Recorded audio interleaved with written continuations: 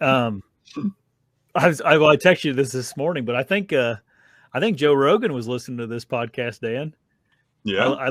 I listened to a Joe Rogan podcast yesterday with Steve and Rinella, and they're talking about Mitch Rampala. Joe was asking Steve about Mitch Rampala, and I thought, oh, he must have been listening to us a couple weeks ago. Well, Joe, if you're listening, your show will rock if you have me and Josh on. Yeah. Yeah. Then it'd take off for sure. Right. Right. Yeah. Then people will start to know who he is. Yeah. Steve saying he's wanting to do a documentary on that guy sometime. I'm like, that'd be interesting. You know, that's a can of worms. I don't know if I'd really want to open up, because you start getting into legal who he stuff, is and stuff, which is a big part of his story.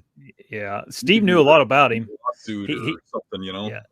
He brought up, I mean, he pretty much verbatim, you know, talked about everything that we talked about, and he didn't specifically Joe will make your show rock. Just have he brought up he didn't bring up specific legal issues, but he said that there's a lot of theories about him being dishonest due to some past legal issues that he said, or law issues he's had. But it was just funny. I was like, it was a pretty entertaining episode. Actually, they talked about a whole bunch of cool stuff. Those two are real smart together. But anyway, I just was getting a kick out of it. But Steve they got to talking about whitetail deer, like because Steve and Rinella hunts everything, you know. Yeah. And they got talking about whitetails, and Steve was talking about how cool of an animal they are, is because they're like almost the only mammal that that have figured out how to live in such like populated areas for a human population. Yep. Yeah, he's like you very rarely you'll see a mule deer want to live where there's, you know, a bunch of housing addition or whatever, you know. Right. You won't find a black bear in an overlooked spot next to the road. You know, they want to get as far away from you as possible. Everything does, except for deer. Deer are just like they're almost like they think they got one over on you. They know they can hide underneath you. You know. Right. Anyway, Steve thought that the only thing that he said that I think we may have gotten wrong, or who knows, he's wrong, but he said that I guess his dad knew Mitch Rampala because his dad was a Pope and Young scorer in Michigan when he was growing up. I don't know, and I guess he knew him from that. But he said people were offering him $10,000 to get the deer X-rayed. Yeah, I think that's true. Yeah. Oh, I thought you said $1 million. Yeah, I might have. I think it was $10,000. I think I was thinking that the deer was worth $1 million. Yeah, well, I think it would have been $1 million. No. Yeah, I think it would have been if it's the world record, it would have been worth over $1 million. Oh yeah, I mean those are like generational wealth things. Whenever if you shoot the world's biggest buck, you know, I mean that's you're going to make a handsome living off that, just for that one deer. You know, the guy that killed that Huff buck down here in southern Indiana, you know, he's now like touring the country with that buck, playing music and showing people that buck. Like he's an artist or a musician.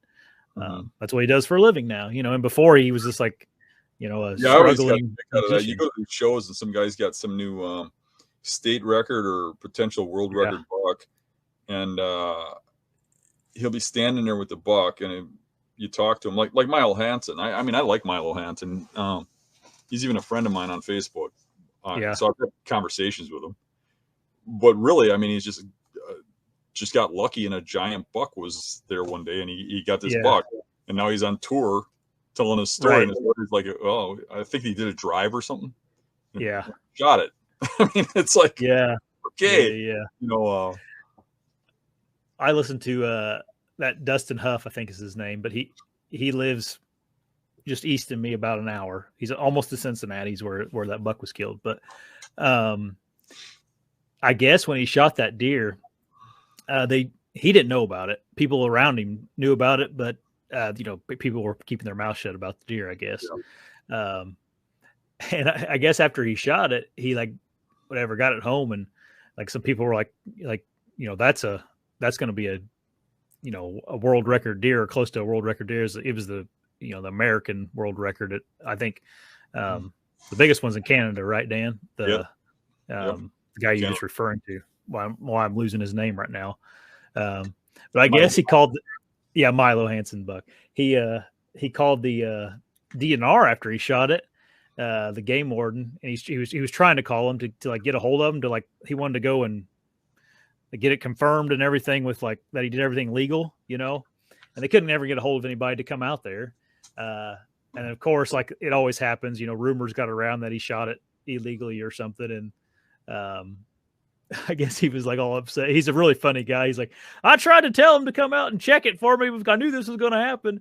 He got it all cleared or whatever. The game warden went and did an investigation. It was all fine, just people being jealous, but it was pretty funny because he just shot it. He shot it with a crossbow too. And I guess people were just up in arms about all that. And but anyways, it's a giant deer. But Steve was Steve was the one interviewing that Dustin Huff that killed that big buck, and he's like, "I'm glad you killed it with a crossbow." He's, I hate all them people that are all, up in arms about people using crossbows. So it was funny. Hate the hater. Yeah, right. Steve hunts in Wisconsin. He hunts whitetails in Wisconsin. Yeah, they got a farm up here. He comes to every year, I believe. Yep, they have. They always have a show up there in Wisconsin. Whitetail hunt. I think his buddy Yanni is like, I think his dad has a little farm too that Yanni goes and hunts. So I don't know exactly where it's at. It's over there by where we had the workshop, I think, the Hill Country workshop, somewhere in there in that general area. But hey everybody, if you like the channel, make sure you subscribe right here. And if you like the clips, I got 2 more options for you. 2 options right here. Subscribe right here. See you guys.